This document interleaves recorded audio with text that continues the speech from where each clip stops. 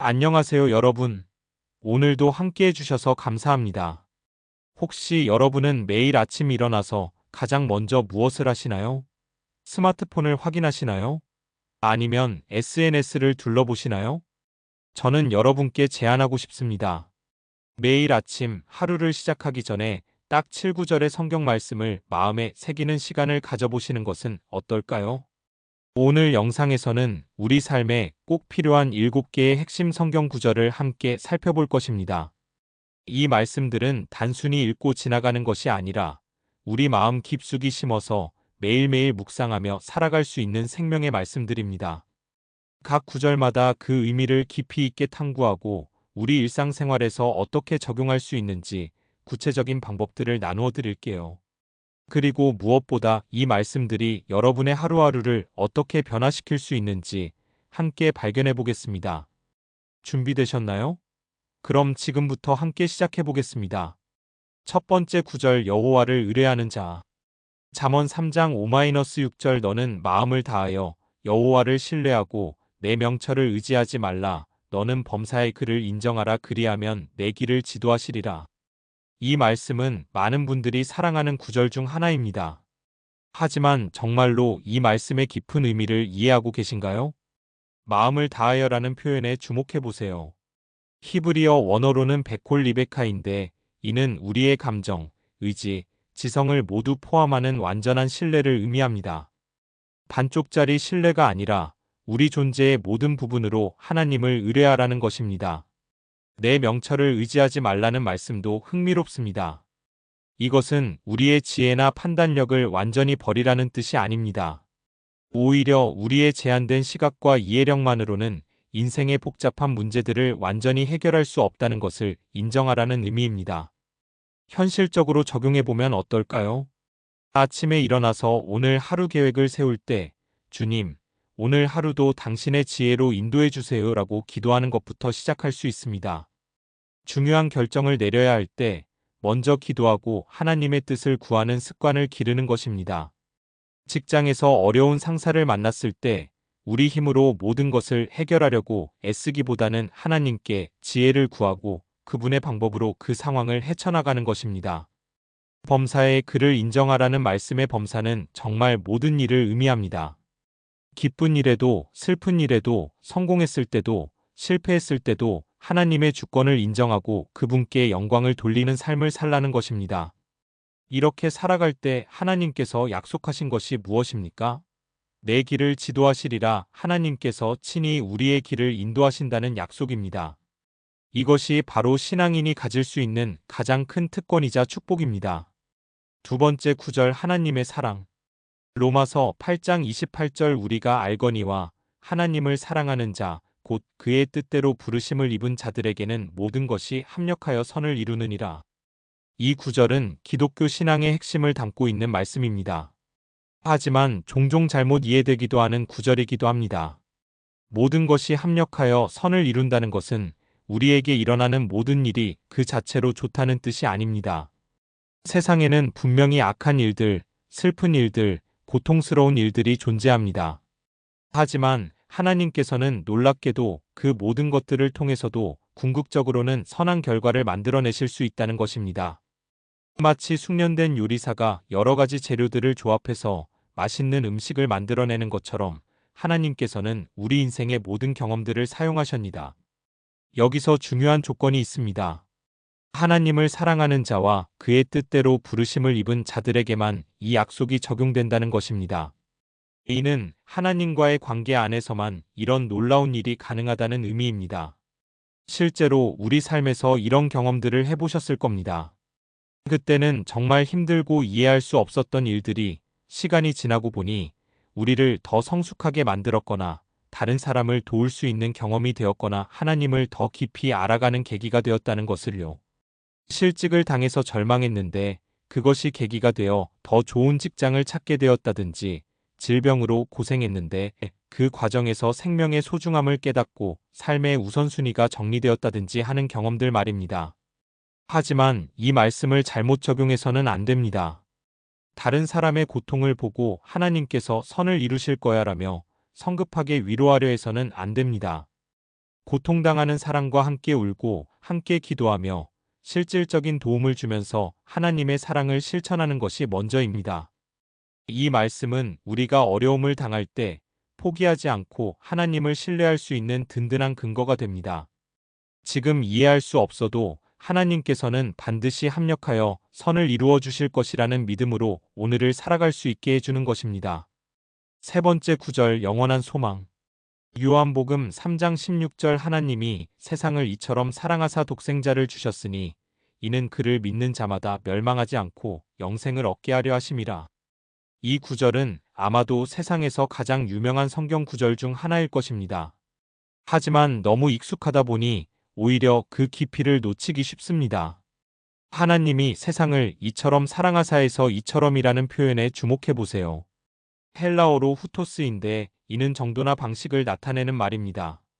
하나님의 사랑이 얼마나 크고 깊은지를 강조하는 표현입니다. 그 사랑의 크기가 어느 정도입니까? 바로 독생자를 주셨다는 것으로 표현됩니다. 독생자라는 것은 하나밖에 없는 아들이라는 뜻입니다. 하나님께서는 가장 소중하고 사랑하는 것을 우리를 위해 내어주셨습니다. 인간의 관점에서 생각해보면 이해하기 어려운 일입니다. 부모라면 자식을 위해 자신의 생명도 내어줄 수 있지만 다른 사람을 위해 자신의 자식을 희생시킨다는 것은 상상하기 어려운 일이기 때문입니다. 그를 믿는 자마다라는 표현도 중요합니다. 여기서 믿는다는 것은 단순히 머리로 인정하는 것이 아닙니다. 헬라어 피스테오는 신뢰하고 의지한다는 의미입니다. 예수 그리스도를 구주로 믿고 그분께 자신의 인생을 맡긴다는 뜻입니다. 영생을 얻게 하려 하심이라 해서 영생은 단순히 오래 사는 것이 아닙니다. 하나님과의 영원한 교제, 죄와 죽음의 권세에서 자유로운 삶, 하나님 나라의 축복을 누리는 삶을 의미합니다. 이 말씀이 우리 일상에 어떤 의미를 가질까요? 먼저 우리가 얼마나 소중한 존재인지를 깨닫게 해줍니다. 하나님께서 독생자까지 내어주실 만큼 우리를 사랑하신다는 것입니다. 자존감이 낮아지거나 자신을 무가치하게 여길 때 이 말씀을 기억하세요. 둘째, 다른 사람들도 하나님께서 그만큼 사랑하시는 존재라는 것을 깨닫게 해줍니다. 미워하기 어려운 사람도 이해하기 힘든 사람도 하나님께서는 독생자를 내어주실 만큼 사랑하십니다. 셋째, 이 땅의 삶이 전부가 아니라는 영원한 관점을 갖게 해줍니다. 현재의 어려움이나 고통이 끝이 아니라 영원한 하나님 나라에서의 완전한 회복과 축복이 기다리고 있다는 소망을 주는 것입니다. 매일 이 말씀을 묵상하며 하나님의 놀라운 사랑과 우리에게 주어진 영원한 소망을 기억하며 살아가시기 바랍니다. 네 번째 구절 위로와 평강.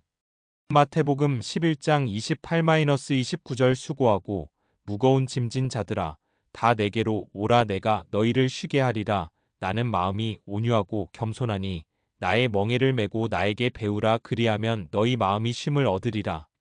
현대를 살아가는 우리에게 이보다 더 필요한 말씀이 있을까요?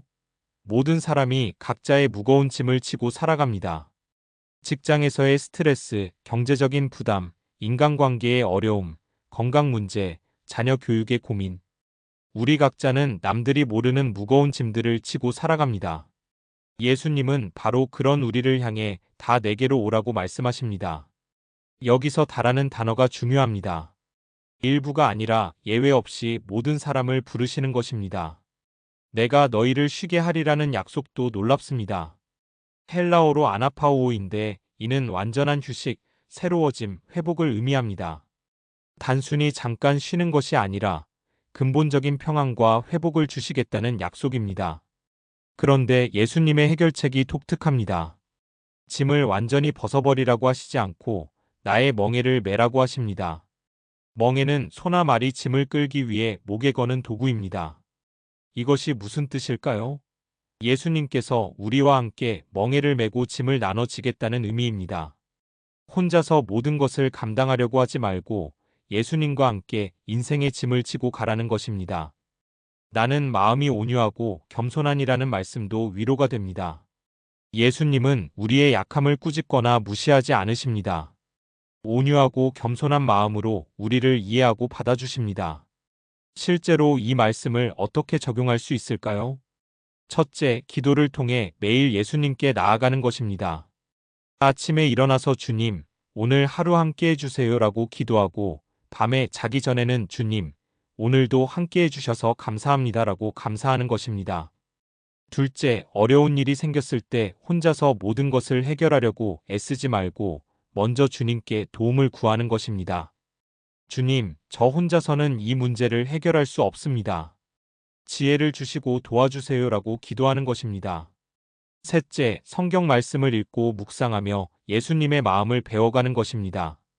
예수님이 어떻게 사셨는지, 어떤 마음을 가지셨는지를 배우며 그분을 닮아가는 것입니다.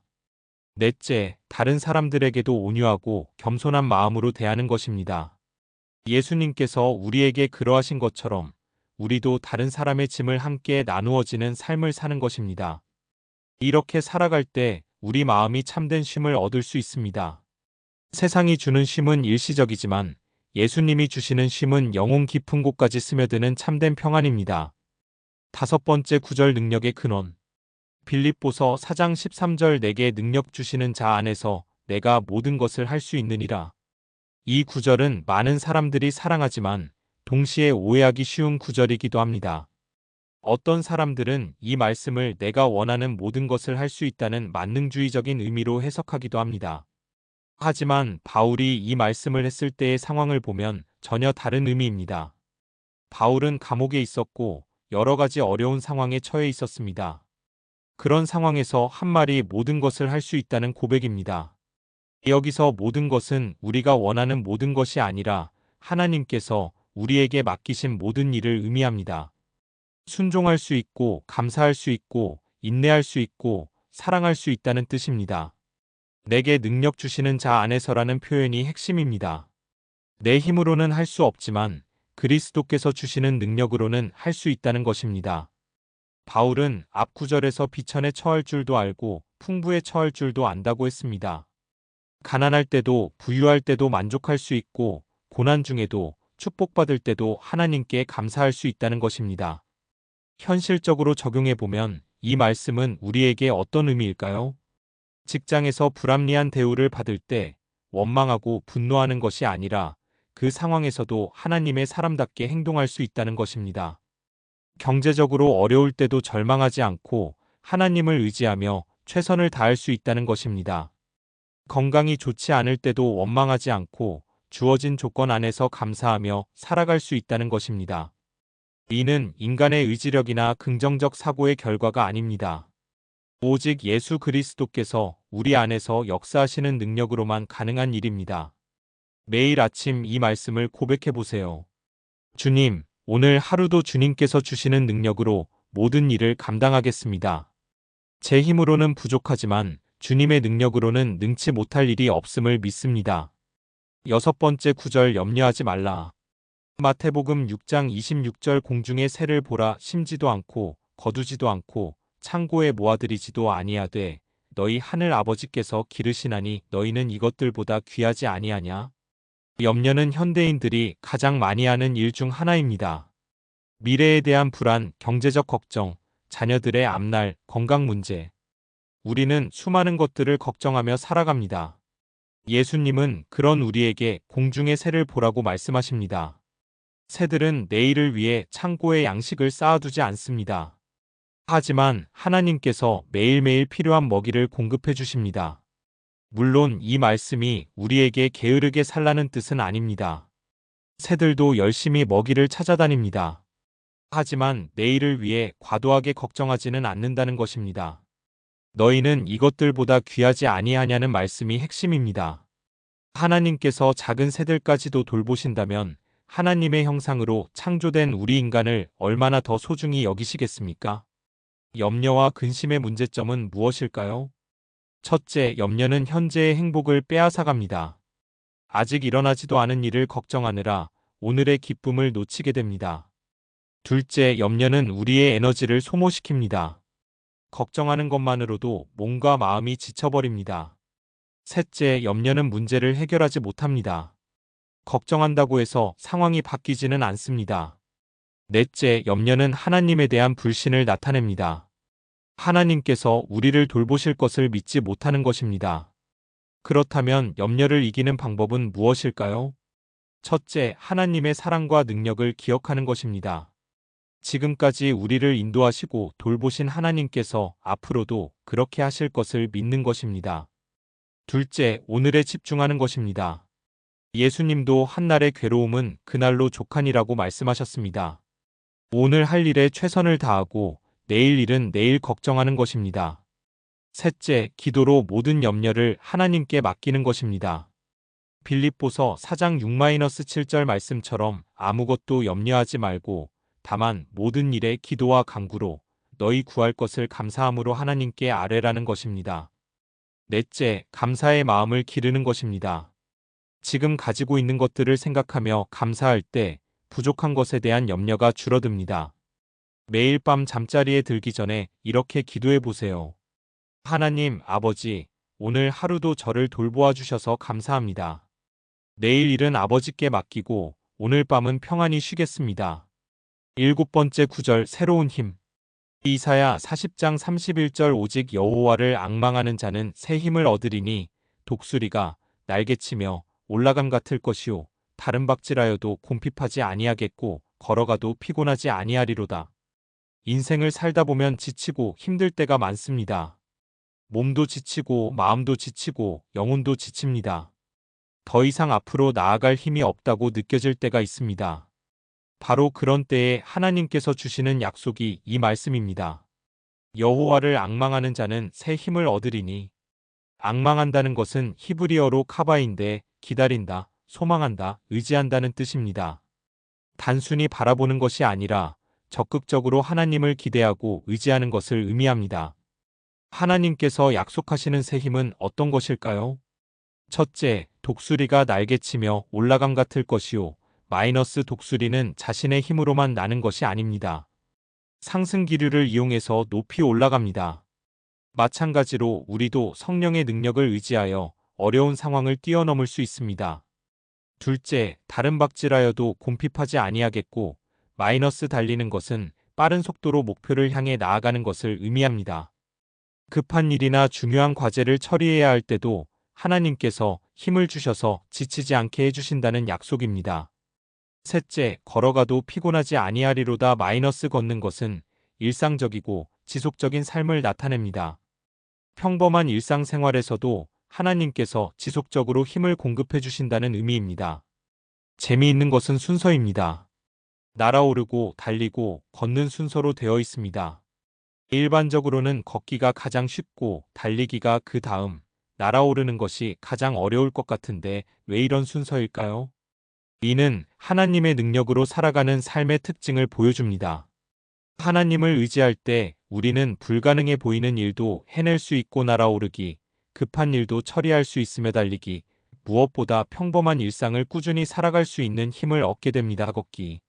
많은 사람들이 평범한 일상을 견디는 것을 가장 어려워합니다. 한 번의 큰 결심이나 노력보다도 매일매일 꾸준히 신앙생활을 하고 가정을 돌보고 직장 일을 하는 것이 더 힘들 때가 많습니다. 하지만 하나님을 앙망하는 자에게는 이런 일상적인 삶을 살아갈 힘도 주어집니다. 걸어가도 피곤하지 아니하리로다는 바로 이런 의미입니다. 실제로 이 말씀을 어떻게 적용할 수 있을까요?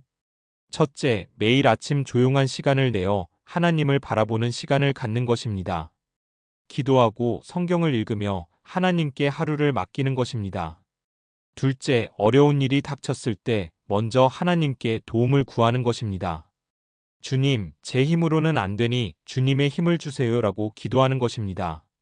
셋째, 다른 사람들을 통해서도 하나님의 힘을 경험하는 것입니다.